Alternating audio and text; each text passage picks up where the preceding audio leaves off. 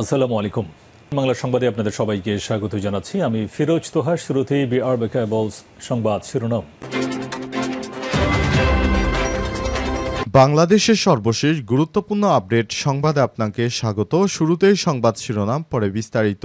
প্রথমে জানাবো, প্রধান উপদেষ্টার বক্তব্যে মনে হচ্ছে আমরা মানুষ চিনতে ভুল করেছি। বাংলাদেশের প্রধান উপদেষ্টা যেভাবে বিএনপির বিরুদ্ধে কথা বলছেন তাতে মনে হচ্ছে আমরা মানুষ চিনতে ভুল করেছি, এই মন্তব্য করেছেন বিএনপির জাতীয় স্থায়ী কমিটির সদস্য গয়েশ্বরচন্দ্র রায়। আজ রাজশাহীর জাতীয় শিল্পকলা একাডেমিতে জিয়াউর রহমানের ৪৪তম মৃত্যুবার্ষিকী উপলক্ষে এক আলোচনা সভায় আলোকচিত্র ও হস্তশিল্পী প্রদর্শনীর উদ্বোধন শেষে সব কথা বলেছেন গয়েশ্বর। জানাবো, গাজায় ত্রাণ পাঠানোর জন্য মুসলিম দেশগুলোর প্রতি হামাসের আহ্বান। ফিলিস্তিনিদের ত্রাণ সরবরাহের জন্য ইসরায়েলের উপর চাপ সৃষ্টির লক্ষ্যে আরব ও মুসলিম দেশগুলোকে গাজায় ত্রাণবহর পাঠানোর আহ্বান জানিয়েছে একটি বিবৃতি দিয়েছে ফিলিস্তিনি প্রতিরোধ আন্দোলন হামাসের যোদ্ধারা। বিবৃতিতে বলা হয়েছে, ক্রমবর্ধমান ও গভীরতর দুর্ভিক্ষের ফলে গাজা উপত্যকায় মানবিক পরিস্থিতি এবং সংকটজনক পর্যায়ে প্রবেশ করেছে। হামাস জাতিসংঘের নিরাপত্তা পরিষদকে তার দায়িত্ব পালনে ইসরায়েলি আগ্রাসন বন্ধ করার অবরোধ ভেঙে ফেলা এবং জাতিসংঘের মাধ্যমে গাজায় ত্রাণ প্রবেশের অনুমতি দেওয়ার আহ্বানও জানিয়েছে। গাজায় বর্তমান ১০০% জনগণ দুর্ভিক্ষের ঝুঁকিতে রয়েছে। এরপর জানাবো, গাজাবাসীর উপর জোরপূর্বক দুর্ভিক্ষ চাপিয়ে দিয়েছে দখলদার ইসরায়েল, বলছে জাতিসংঘ। ফিলিস্তিনের গাজা উপত্যকায় সাধারণ মানুষ ইসরায়েলের অবরোধ ও নিয়ন্ত্রিত নীতির কারণে জোরপূর্বক অনাহারে ভুগছে বলে মন্তব্য করেছে জাতিসংঘের মানবিক সহায়তা বিষয়ক প্রধান টম ফ্লেসার। আজ বিবিসিকে দেয়া এক সাক্ষাৎকারে এসব কথা বলেছেন তিনি। এদিকে পশ্চিম তীরে অবৈধ ইসরায়েলি বসতি স্থাপনে ফিনল্যান্ডের প্রতিবাদ। ফিনল্যান্ডে আজ ইসরায়েল কর্তৃক দখলকৃত পশ্চিম তীরে ২২টি নতুন বসতি স্থাপনের অনুমোদনকে স্পষ্টভাবে প্রত্যাখ্যান করেছে।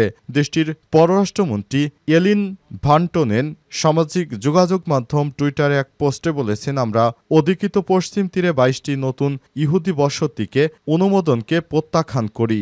এই জায়গাগুলো নিরীহ ফিলিস্তিনিদের তাদেরকেই ফেরত দেওয়া হোক।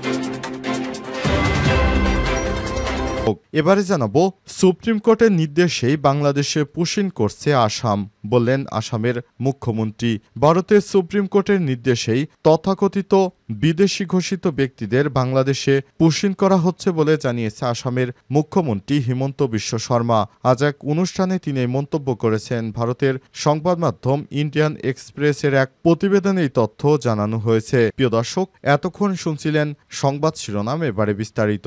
তবে তার আগে বন্ধুরা, অনুরোধ থাকবে এই সংবাদটিতে একটি লাইক দিন। এই চ্যানেলে আপনি নতুন হয়ে থাকলে আমাদের সংবাদটি দেখতে দেখতে চ্যানেলটি সাবস্ক্রাইব করে রাখুন। কমেন্ট করে বন্ধুরা আপনার মূল্যবান মতামত জানিয়ে দিন আপনি বিশ্বের কোন দেশ থেকে বা বাংলাদেশের কোন স্থান থেকে আমাদের সংবাদটি দেখছেন এবং শুনছেন। আর বন্ধুরা, গাজা যুদ্ধে আপনি যদি নিরীহ ফিলিস্তিনিদের ভালোবেসে থাকেন, কমেন্টে ইয়েস লিখে বিশ্ববাসীকে জানিয়ে দিন। এবারে বিস্তারিত।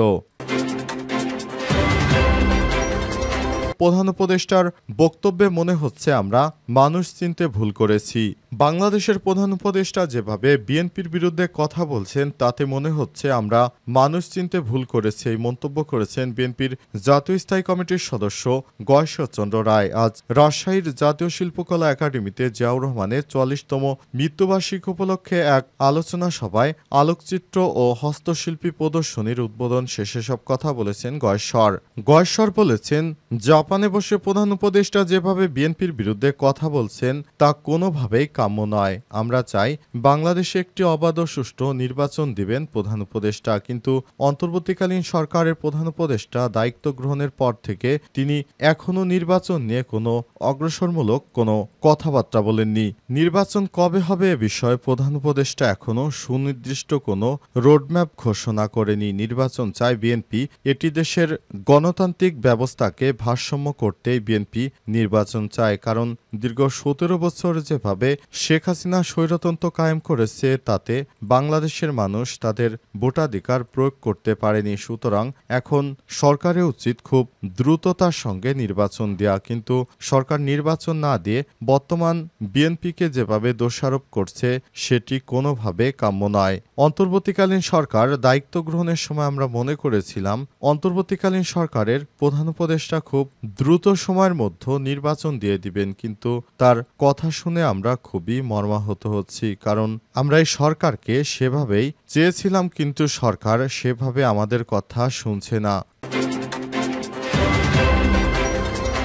গাজায় ত্রাণ পাঠানোর জন্য মুসলিম দেশের প্রতি আহ্বান জানিয়েছে ফিলিস্তিনি সশস্ত্র গোষ্ঠী হামাসের যোদ্ধারা। তারা জানিয়েছে নিরীহ ফিলিস্তিনিরা খুব দুঃখের সঙ্গে বসবাস করছে গাজায়। অবস্থায় তাদেরকে পুরো মুসলিম বিশ্বর উচিত ত্রাণ সহায়তা করা, কারণ মুসলিম বিশ্বের এই রাষ্ট্রটি এখন খুবই দুর্ভোগে রয়েছে। তারা একবেলাও খেতে পারছে না। এ অবস্থায় তাদেরকে খাদ্য সহায়তা দেওয়া উচিত। পুরো বিশ্বরই উচিত তাদেরকে খাদ্য সহায়তা দেওয়া। এ কারণে গাজায় সাধারণ মানুষের দৈনন্দিন বেঁচে থাকার জন্য যেসব খাবারের প্রয়োজন সেগুলো এখন তারা পাচ্ছে না। খুবই অপতুল হয়ে পড়েছে গাজায়। এ অবস্থায় সেখানে ত্রাণ পাঠানো উচিত বলে হামাসের যোদ্ধারা পুরো বিশ্ববাসীর কাছে এবার আহ্বান জানিয়েছে।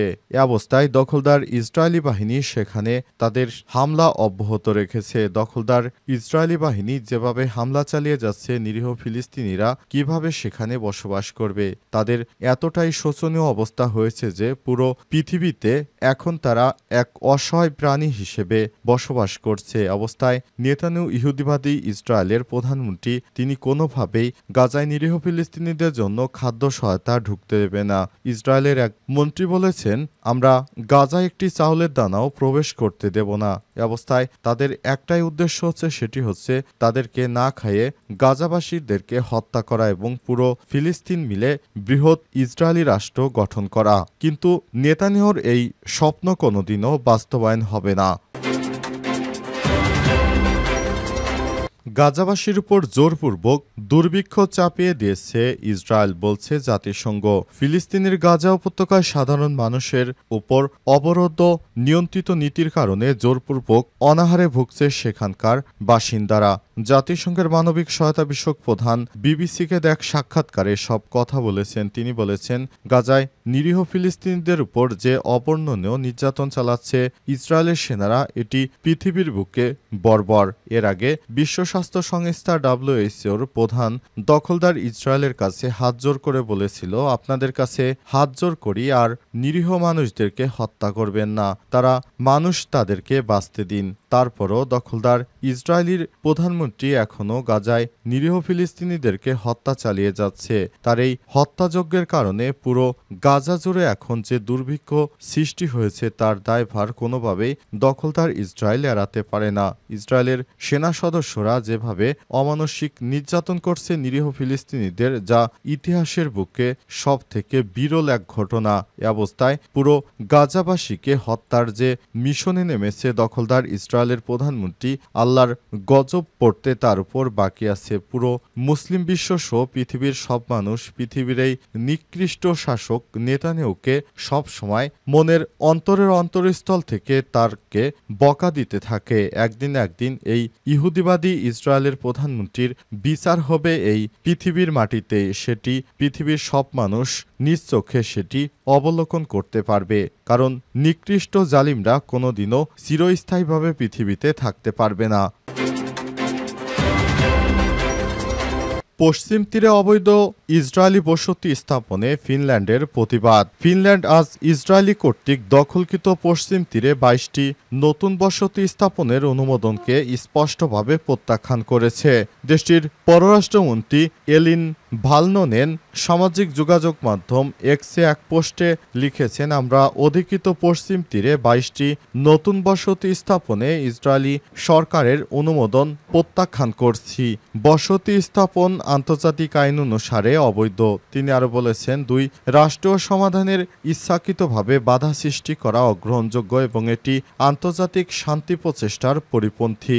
ইসরায়েলের প্রতিরক্ষা মন্ত্রণালয় নিশ্চিত করেছে যে সরকার পশ্চিম তীরে নতুন 22টি বসতি নির্মাণের অনুমতি দিয়েছে। এই সিদ্ধান্ত জাতিসংঘ আন্তর্জাতিকভাবে সমালোচনার মুখে পড়েছে। জাতিসংঘের বহু আন্তর্জাতিক সংস্থা এবং রাষ্ট্র এই বসতি স্থাপনকে আন্তর্জাতিক আইনের লঙ্ঘন হিসেবে বর্ণনা করছে। জাতিসংঘ বহুবার সতর্ক করেছে যে এই ধরনের বসতি বাড়ানো দ্বিরাষ্ট্রীয় সমাধান যা ফিলিস্তিনি ইসরায়েলি সংঘাতে শান্তিপূর্ণ নিষ্পত্তির একটি প্রধান কাঠামো যা হুমকির মুখে ফেলেছে। কিন্তু দখলদার ইসরায়েলের প্রধানমন্ত্রী বেঞ্জামিন নেতানিয়াহু নিকৃষ্ট ইহুদি 2024 সালের জুলাই তিনি সমস্ত কিছু তোয়াক্কা না করে পশ্চিম তীর ও পূর্ব জেরুজালেমে দখলকৃত ফিলিস্তিনি ভূমিকে সেখানে তারা তাদের বসতি স্থাপন করছে। পৃথিবীর সমস্ত রাষ্ট্র থেকে ইহুদিকে নিষেধ করা সত্ত্বেও তিনি এখনও সেভাবে হামলা চালিয়ে যাচ্ছে। পৃথিবীর বুকে এমন নিকৃষ্ট জঘন্য পাপাচার আর পৃথিবীতে কেউ করেনি যেটি করেছে নেতানিয়াহু।